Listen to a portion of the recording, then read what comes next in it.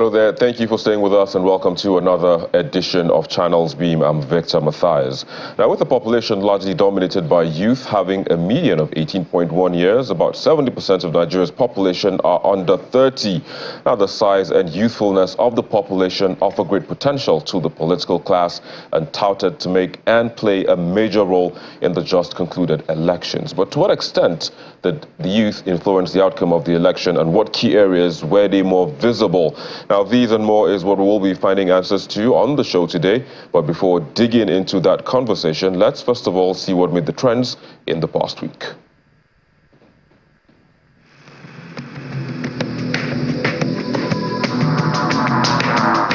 Nigerians joined other Christians around the world to celebrate Palm Sunday.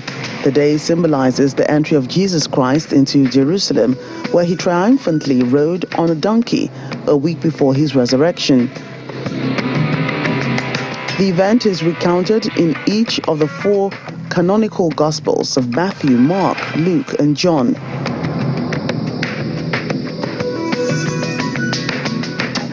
Following the arrest and boarding of a passenger from a plane, a debate ensued online as to the identity and political bias of the person. While being taken off the plane, he, the passenger, repeatedly shouted "obedient," identifying with the support base of the Labour Party presidential candidate. However, supporters of the Labour Party, in a swift reaction, claimed the passenger was planted by the ruling APC.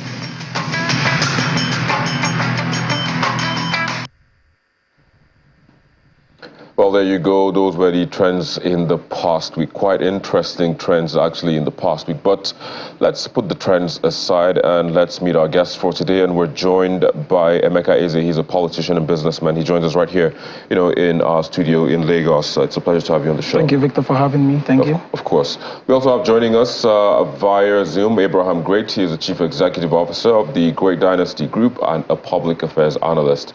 It's a pleasure to have you on the show as well. Good afternoon. Thank you for having me on Channels again. Indeed, it's a pleasure to have you. So I think it'll be interesting to start on the last trend that we saw. This young man was taken off a plane, and he went about shouting obedience. And after that point, there was this debate on the back and forth as to, which political leanings he has. Social media, of course, is one of the key areas where you find a lot of young people, and if we say the young people played a decisive role in this election, online, offline, I mean, that debate pretty much opened us to a lot of vitriol, let me put it that way. But in what other way would you say that the young people actually showed their strength in numbers? Well, Victor, for me, the Nigerian youths are actually the heroes of what we're seeing today in the new Nigeria. In fact, the whole election thing was shaped by a new kind of participation. There's this awareness, there's this consciousness, there's this desire to be part of a system, one that we've never experienced in the past this way. And I would want to say that take it or leave it. Between the ages of 18 or 34, we had out of the more than 93 million registered voters, we had more than 35% of them as youths. And I think that's the largest demography, regarding that. And the question should be, why the sudden awareness, why the sudden awakening? What exactly triggered these youths into becoming part of the system? This is something for some. Even getting a voter's card used to be like just getting an ID card that you use, for identification purposes. But the interest in this election, the intention to be part of it, the desire to, see it through, and the level of sacrifices they were, ready to make, to ensure that these things happen, I think is an area where we should start looking at it from. Yeah. And I think all this comes from the fact that there's this monster that was created not too long ago. That monster didn't die. What the youths actually resorted to was, okay, what monster is this? You want me to spell it out? Well, I think the NSAS thing didn't die out. Okay, what the NSAS did was it reawakened the Nigerian youths, and to some extent, when they saw the damage that being violent would cause, they decided to, withdraw to their shells and say, okay, we're going to use our ballot, we're going to use our votes to determine. And that's, the consciousness that was, tickled, kept on, and stayed in their minds until the period for that election. And for some of them, some of the new entrances into the political race, became for them, a small room where they can find solace. Okay, we're looking for someone to say it the way we see it. We're looking for someone to express it the way we feel it. We're looking for someone who understands what we, the youths, are feeling. And so, believe it or not, some of them fell in this direction, some fell in this direction, and then you saw the whole drama that played out at the elections. But the thing is, they made their yes, and that's why to me they are the heroes, of this election. Let me take the conversation to Zoom, where Abraham is standing by. Abraham, Emeka here believes that, the youth were the heroes of this democracy. So, and he also believes that, there was a reason that irked, just woke this desire to participate more than before in the elections. But in your own estimation, what do you think, was responsible for the high level of participation by young people, in the just concluded election? Well, thank you. There are a number of factors, like my colleague in the studio had already said. And one of those factors is the fact that Nigeria have a growing population. And what happens in a country where you have a fast-growing population is that you have the older people depleting while you have the younger generation, turning up in masses. So unless Nigerian government understand the dynamics, the next election in 2027 and 2031 is even going to be greater, because more people in the pool of the population of the country will be of the qualifying age to be able to vote. So this is, aside from the fact that there's a lot of things and agitation and things that are prompting the youth, the reality is that the Nigerian growing population will mean that more youth will join the rank of ability to be able to vote, and more people are going towards their grave. Now, I mean, to buttress what my colleague in the studio has said, I'll put it in a way of the beneficiary and the benefactor. So it appears to me that the beneficiaries of the Nigerian goodies, or what we call the national cake, so it is enshrined into the mind of an average Nigerian that there is something somewhere called the national cake. And the way it looks, or the way it appears right now, that the beneficiaries of this national cake, of the goodness, the plenty, the derivation of what we get, or the prosperity of Nigeria, goes to the elite. And when you look at the elite, they are of the older age, average of about 55 to 80, as we're seeing it now. They are the political elite. So the younger generation feels as though they are the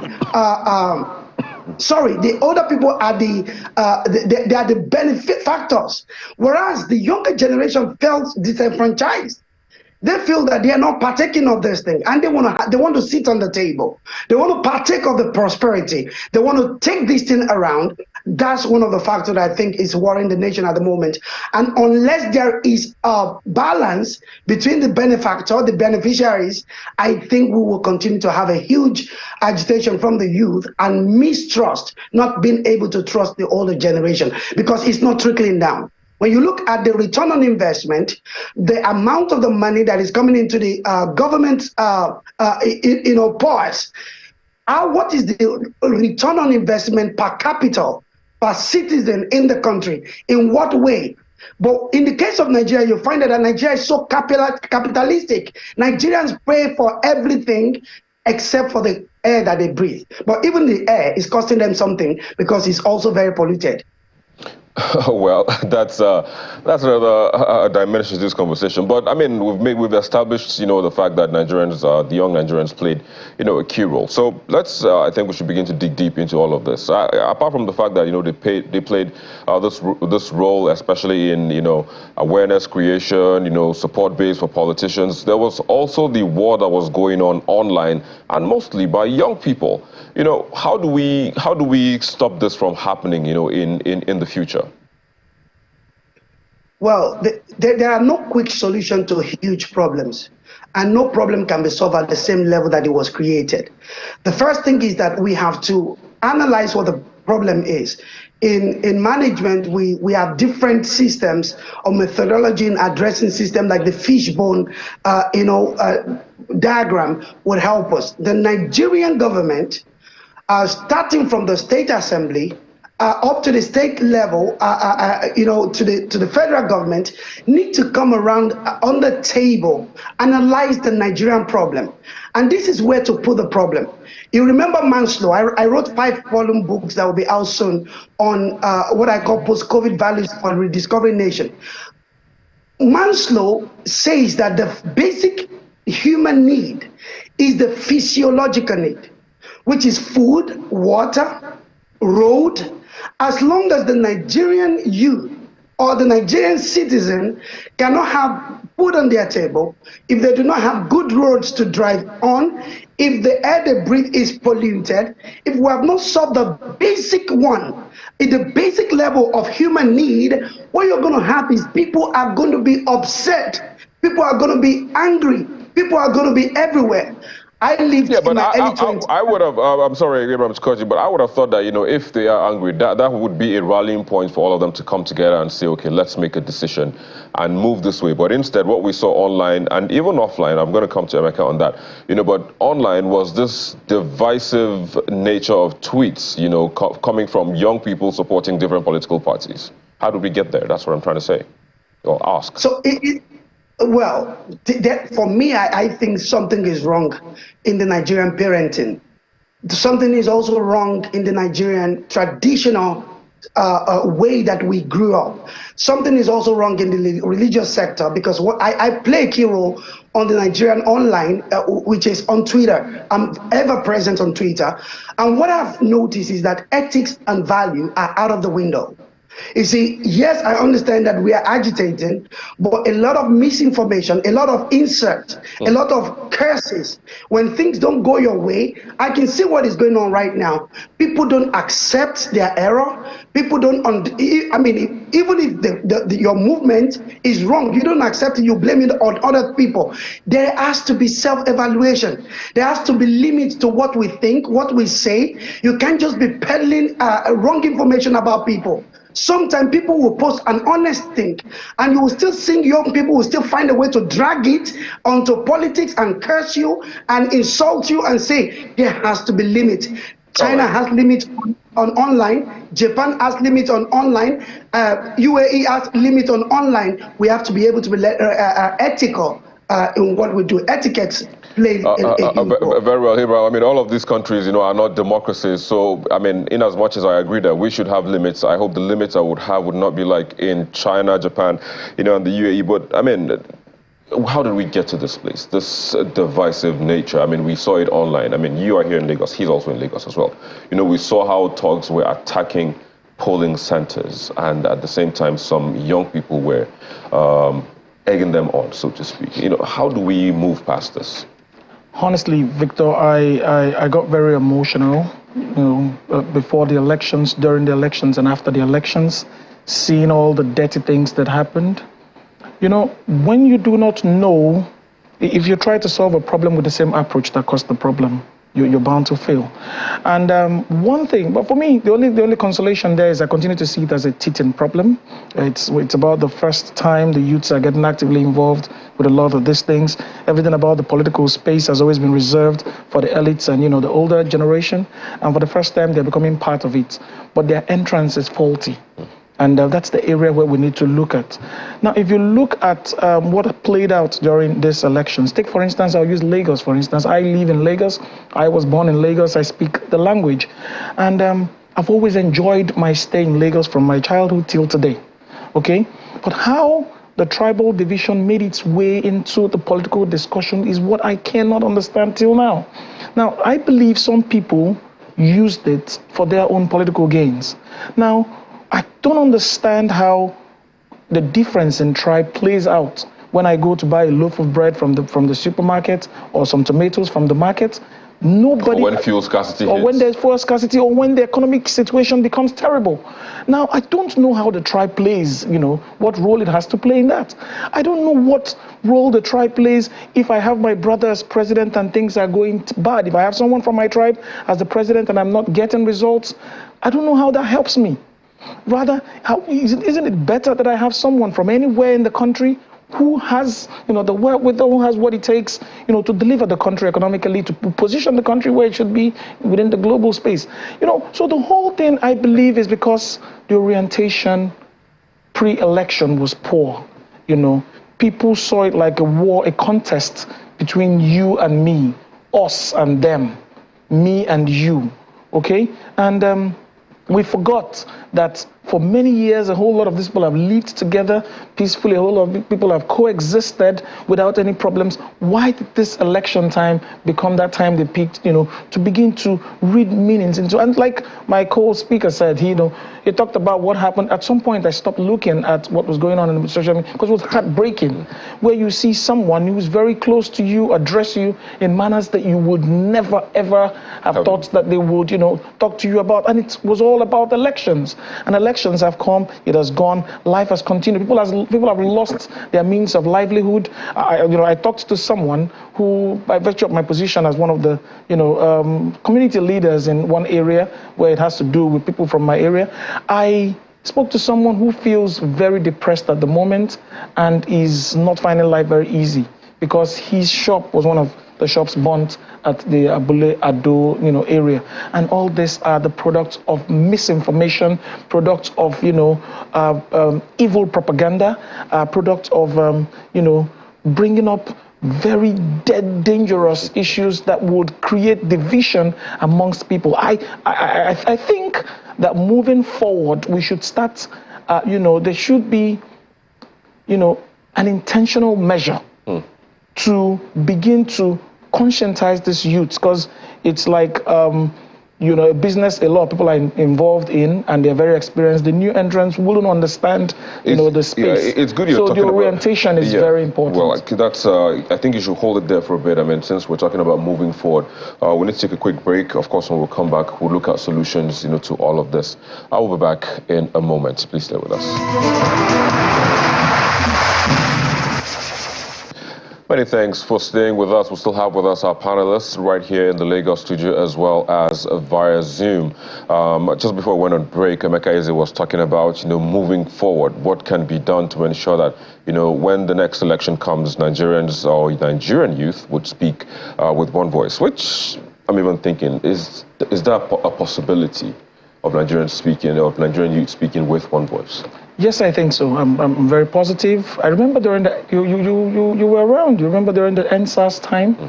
I saw drama. I saw beautiful drama. Okay? But there were some youths who did not support the NSAS. You wouldn't expect everyone to partake or support, but for the fact that we had people who put tribe, religion, social class aside and got on the table and decided, no, we were taking this message has to be passed. Is it's a sign that it is possible. Now, I said something earlier. I said we have to be intentional. We have to be strategic. I want to give it to some of the youths who, through some small organizations they put together, some CSOs who organized by youths. They helped even from the beginning, from getting people to be part of, registration for their PVCs up till, conscientizing people about the need to participate in the elections and what areas they should be looking at. So if such things can happen, then we take it a little further to getting people to understand that elections produce leaders. Leaders would rule, and the outcome of their style of leadership or what they give would determine how people live, irrespective of their tribal difference, their religious difference. All that do not play significant roles. People need to understand this. And, as we speak now, the economy isn't very fantastic, isn't doing very well. And people are feeling the pinch, no matter where you come from. So moving forward, I think it is more about getting people to understand. If it's going to be something that will be done by, by the the private sector, if it's something that's going to be done by CSOs, if it's something that's going to be done by religious bodies, by teachers, by parents, whatever it is, the message has to be passed there that elections produce leaders. Leaders give you what you get.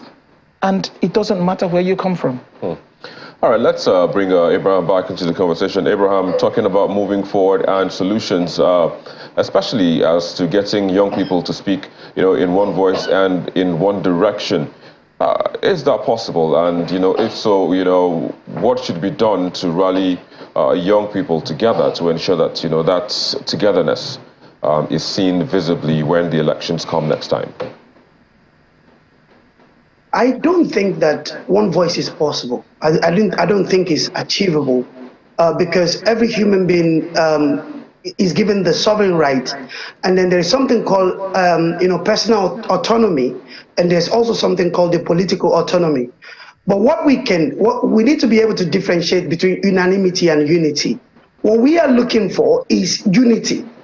What it seems that we are suggesting is unanimity. We cannot be unanimous because the humankind is created in such a way that we choose differently. Some people like blue color, some people like red color, some people want gold. And I think the more Nigeria becomes a two-party country, the better we will come closer to unity. There are two countries that are yardstick of this, United States of America and Ghana. They are two-party countries. Like, for example, we're in a situation now where the president-elect is he has won the election by a minority vote. What do I mean by that? He's won 30-something% of the vote, not because of his own doing, but because you have so many people on the ballot, and the votes were shared between 4 leading candidates. So that means 20-something went to one, 20-something went to this, 19% went to that. So you have a situation whereby 60% of the country felt they did not vote. I think government, we still need to work in terms of legislation to make our country understand what democracy really is. The more we have a divided country, the more we will have chaos, and it will be difficult both to achieve unity and to achieve unanimity. You can't be having 18 political parties on the ballot. Every ideology is to make the country better. So all of us who have aspiration to serve our country, we should go and queue behind 2 or 3 parties for the unity of our country. Because the more divided we are, the more fragmented we are, the more fragmented our democracy is, and it's going to hurt us. The youth needs to be educated on the difference between autonomy, to understand the fact that I support one candidate, I cannot force everybody else around me, and don't demonize people because they do so. Don't attack other people because they do so. Human beings are created. Even if you put a dog or a monkey on the ballot, some people will tell you God spoke to them, that the monkey or the dog, because as long as somebody manages to be on the ballot, there will always be people that are daring towards them, even if it's a monkey. So we must understand, we must be mature. And you see, my colleague in the studio said something that is very crucial. Our democracy is maturing.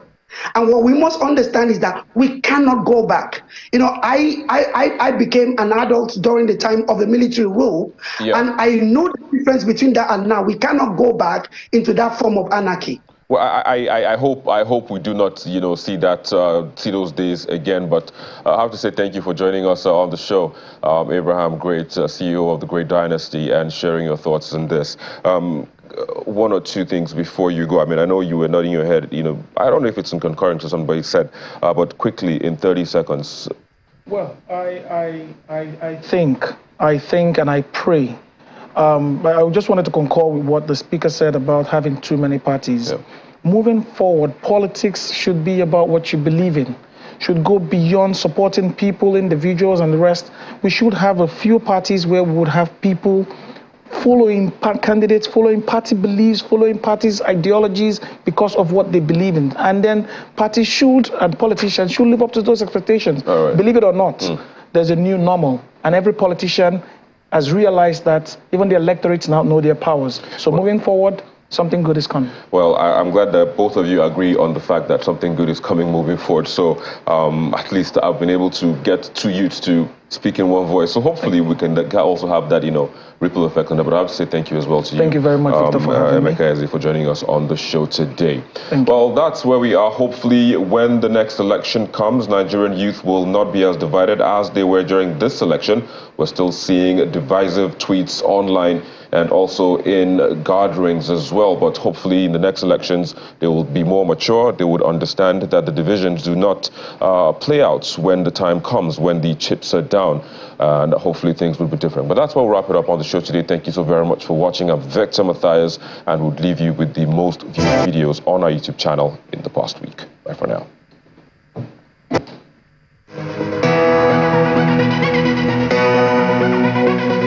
Freedom under the law. Former UK Prime Minister Boris Johnson's prediction that Nigeria can be a renewable superpower kicks off this week's most viewed videos in 5th place. The next great freedom, an indispensable freedom, is the right to choose those who govern you and the right to remove them. That interest of IU must go. It's followed in 4th place by Governor Nyesom Wike of River State, taunting the embattled former national chairman of the PDP, Iyorchia Ayu. A man lost his unit, a man lost his ward, a man lost his local government, a man lost his state. He's coming to preside over we who won our unit, won our ward, won our local government, won our state, something they want for a head. Wherever people are being afraid of you. Up next in 3rd is former President Olusegun Obasanjo lamenting what he terms Igbophobia. Friendly to those who are afraid of you. And earn their friendship by being good to them. And that is what we have to do. Elections in Nigeria. In 2nd place is human rights lawyer Femi Falana, maintaining that Abuja is considered the 37th state, and as such, votes cast there are as equal as other states. While in 1st place is the arrest of Zazu Zeyakruna Habib Okikiola, popularly known as Portable, after a 72-hour ultimatum given by the police. Where do you think you are?